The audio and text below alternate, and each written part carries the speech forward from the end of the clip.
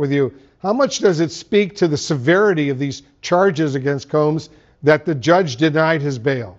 Says everything, Wolf, for a variety of factors. Number one, certainly, generally, you would be given bail if there's any condition or combination of conditions that would ensure, A, you return to court, and B, there's an issue as to whether you're a danger to the community. Because of the manner in which the indictment was laid out, speaking about over a 16-year period, allegations with respect to what he allegedly did, it becomes problematic. Let me tell you what the concerns are very briefly. Number one, you have very motivated accusers, right? Very motivated people. We know that because they laid out the allegations in lawsuits. Lawsuits are civil in nature, not criminal, but I think that provided a treasure trove of information for the federal government to do what they did. Number two, with respect to the seizure of things, right? Evidence from his properties in California and Miami, videos, the other things in terms of Elizabeth's excellent piece moving into this, the lubricant, the cocaine, the other things that were taken, drugs, what have you.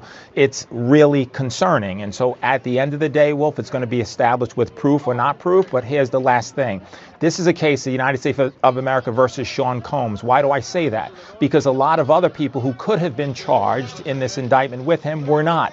What does that say to me as a defense attorney? That they are cooperating with the government. So you have the accusers that are there giving their story, innocent until proven guilty, but you have other people who you could say were his enablers who are not being looked at by the government, who are looking at helping the government prove their case. So it says an awful lot that he's detained at this point without bail. There'll be an appeal on that issue. We'll see what a court has to say thereafter. Yeah, we'll see what happens. Lisa Bonner is with us as well. Lisa, to Joey's point, and he made very strong points, the judge said in her words, and I'm quoting her now, "My concern is this is a crime that happens behind closed doors, even when pretrial services is monitoring." That's pretty chilling. What do you make of that?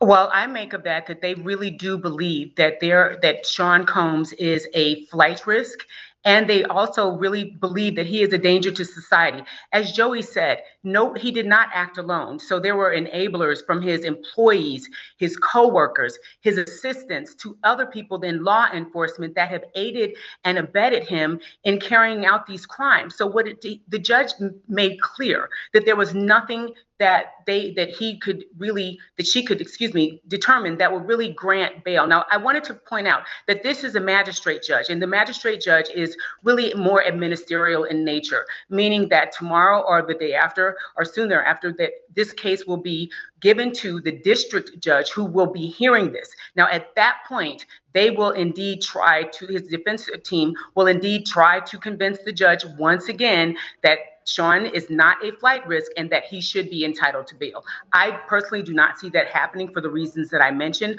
but that is what the